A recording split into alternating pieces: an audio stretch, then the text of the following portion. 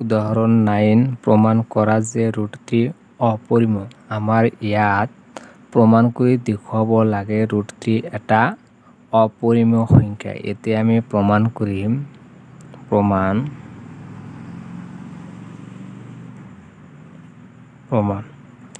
যেহেতু ইয়াত আমাৰ দিয়া আছে √3 অপৰিমেয় আমি ধৰি লম √3 এটা পৰিমেয় বিৰুদ্ধভাৱে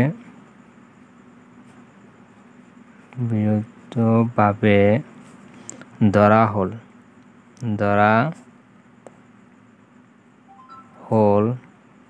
√3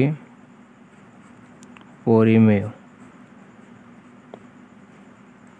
যে ইয়াৰ আমি কি বিৰুদ্ধভাৱে গলো অৰ্থাৎ অপোজিট যে ইয়াত আছিল কি অপৰিমেয় গতিকে ইয়াত আমি ধৰিছো পৰিমেয় তাৰ মানে আমাৰ কি হৈ গল বিৰুদ্ধভাৱে হৈ গল সেই কাৰণে ইয়াত আমি লিখিছো যে বিৰুদ্ধভাৱে ধৰা হ'ল √3 পৰিমেয়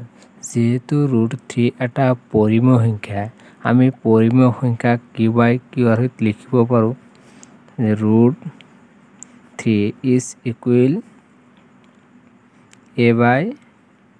b আকাৰত অৰ্থাৎ এটো কি p এটো আমাৰ কি q অৰ্থাৎ p by q আকাৰত আমি লিখিব পাৰো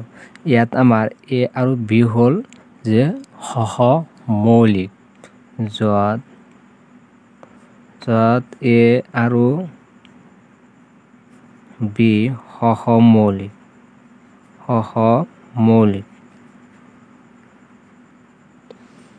যত a আৰু b সহমৌলিক আমাৰ যে মৌলিক a আৰু b ইয়াৰ সাধাৰণ উৎপাদক অনৰ বাহিৰে কোনো সাধাৰণ উৎপাদক নাই এতিয়া আমি এইখিনি সমাধান কৰিম যদি এটো both side আমি বৰ্গ কৰি দিম যে both side কি কৰি দিম বৰ্গ কৰি দিম এতিয়া ইয়াতে আমি স্কয়াৰ দিছো ইয়াতে আমি কি দিম স্কয়াৰ দিম তেতিয়ালে ইয়াতে আমি লিখিব পাৰো যে উভয় পক্ষক বৰ্গ কৰি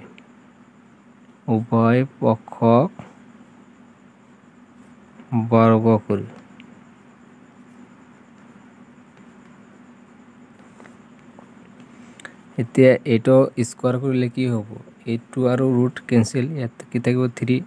আৰু ইয়াতে হ'ব আমাৰ কি a square by b square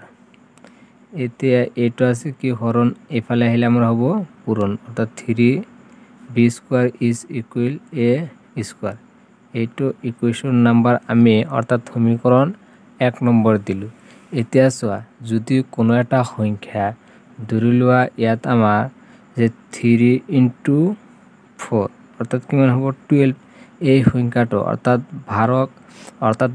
অর্থাৎ এই 12 সংখ্যাটোক আমি 3 ৰে বিভাজ্য কৰিব পাৰো আকৌ 12 সংখ্যাটো আমি কি 4 ৰেও বিভাজ্য কৰিব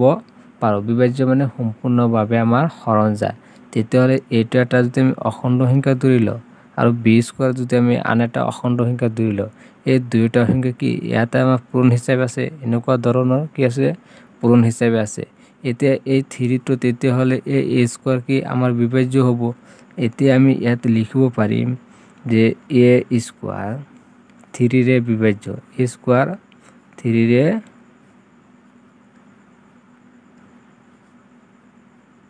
বিভাজ্য ইয়াত আমি কি পালো যে a স্কয়াৰ টো 3 ৰে বিভাজ্য হয় ইয়াৰ আগতে এটা কি আছিল আমাৰ উপপাদ্য আছিল এই উপপাদ্যটো তোমালোকে কি ৰাখিবা মনত ৰাখিবা সয় ইয়াত কি কৈছে ধৰা p মৌলিক যদি এটা আমি p মৌলিক সংখ্যা ধৰি লও যদি p এ a স্কয়াৰক যে হৰণ কৰে মানে বিভাজ্য হয় যদি p এ a স্কয়াৰক কি হয় বিভাজ্য হয় বা সম্পূৰ্ণভাৱে আমাৰ হৰণ যায় তেন্তে p এ a হৰণ কৰিব তেন্তে আমাৰ a p এ a কো আমাৰ কি কৰিব সম্পূৰ্ণভাৱে বিভাজ্য হ'ব বা হৰণ কৰিব যত এটা কি হ'ব লাগিব আমাৰ অখণ্ড সংখ্যা হ'ব লাগিব তেতিয়া হলে সয় ইয়াত আমাৰ কি a স্কয়াৰটো যদি 3 ৰে বিভাজ্য তেতিয়া হলে ইয়াত আমাৰ কি হ'ব যে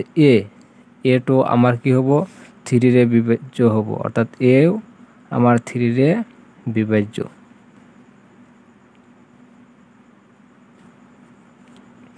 এতিয়া আকৌ আমি ধৰি লম যে ধৰা হ'ল a is equal 3c য'ত চি অখণ্ড সংখ্যা, কোনোবা এটা কি অখণ্ড সংখ্যা।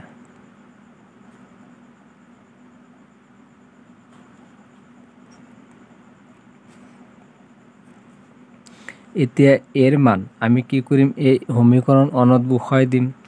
এতিয়া on implies of 3b² is equal, এৰ ঠাইত আমাৰ কি দিয়া আছে যে 3c, অৰ্থাৎ এটা আমি লিখিম 3c²। এতিয়া চোৱা, আমি যদি এইটো সমাধান কৰোঁ তেতিয়াহ'লে আমাৰ কি হ'ব যে এইটোৰ লগত স্কোয়াৰ আছে, অৰ্থাৎ 3² মানে কিমান হ'ব আমাৰ 9, আকৌ c² মানে কি c²। তেতিয়াহ'লে এতিয়া যদি আমি এই 3টো সিফালে লৈ যাওঁ কি হ'ব, আমাৰ হৰণ হ'ব, অর্থাৎ 9c² ডিভাইডেড বাই 3। তেতিয়াহ'লে কিমান হ'ব, কটাকটি যাব 3, অর্থাৎ আমাৰ হ'ব 3c²। ইয়াত আমি লিখিব পাৰোঁ যে b² ইজ ইকুৱেল 3c²। সেই একেদৰে আগৰটোৰ নিচিনা, যে আগৰটো আমাৰ যেনেকুৱাকৈ আছিল এই 3b² আমাৰ a² কি 3ৰে বিভাজ্য। আকৌ ইয়াতে চোৱা, এই 3b² কি হ'ব যে b², তেতিয়াহ'লে 3ৰে বিভাজ্য। আকৌ যেহেতু b² 3ৰে বিভাজ্য, গতিকে আমাৰ ইয়াত b 3ৰে বিভাজ্য হ'ব। গতিকে ইয়াত চোৱা, আমি প্ৰথম অৱস্থাত কি কৈছিলোঁ যে a আৰু b সহমৌলিক, মানে অনৰ বাহিৰে অন্য কোনো উৎপাদক নাই। কিন্তু ইয়াত আমাৰ কি আহিল যে এটা সাধাৰণ উৎপাদক, অৰ্থাৎ মানে কমন, ইয়াতেও 3, আকৌ আমাৰ কি আহিছে ইয়াতেও 3 আহিছে। তেতিয়াহ'লে আমাৰ কি হৈ গ'ল, এটা কমন উৎপাদক হৈ গ'ল। a আৰু bৰ সাধাৰণ উৎপাদক আমাৰ কি আহিলে 3 আহিলে। গতিকে ইয়াত আমি লিখিম যে a আৰু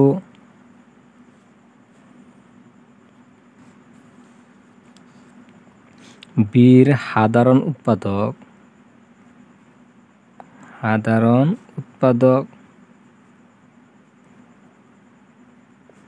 3। যেহেতু a আৰু bৰ সাধাৰণ উৎপাদক 3, গতিকে ই a আৰু b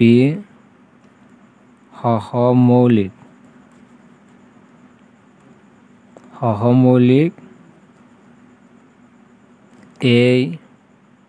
সত্যটোক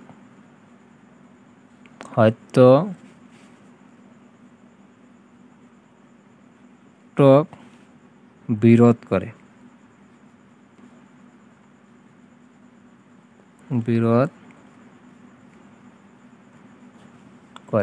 যেহেতু ইয়াত আমি কি পাইছোঁ যে এটা সাধারণ উৎপাদক আমি 3 পাইছোঁ, গতিকে আমি আগতে কি কৈছিলোঁ যে a আৰু bৰ যে অনৰ বাহিৰ অন্য কোনো উৎপাদক নাই, কিন্তু ইয়াত আমাৰ কি আহি গ'ল, এটা 3 আহি গ'ল। তেতিয়াহ'লে আমাৰ এই সত্যটি কি হৈ গ'ল, বিৰোধিতা কৰিলে। গতিকে √3 পৰিমেয় বুলি কৰা ধাৰ্য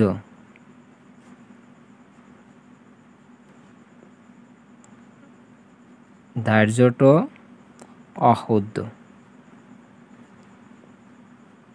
গতিকে আমি এই √3টো যদি পৰিমেয় বুলি কওঁ, তেতিয়াহ'লে আমাৰ কথাটো কি হ'ব,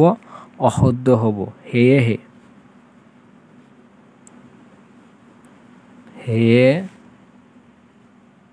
সেয়ে আমি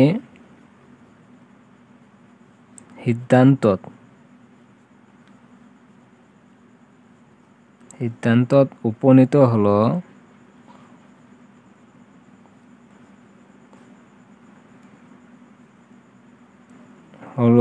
যে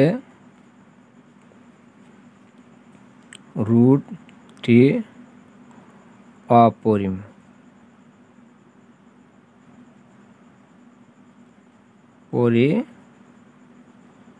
মে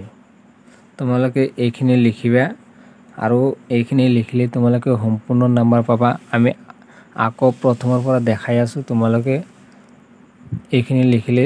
সম্পূৰ্ণ নাম্বাৰখিনি পাই যাবা আৰু যদি কোনো প্ৰশ্ন থাকে তোমালোকে কমেন্ট যোগে জনাব পাৰিবা আৰু আমি সমাধান দি থাকিম থ্যাংক ইউ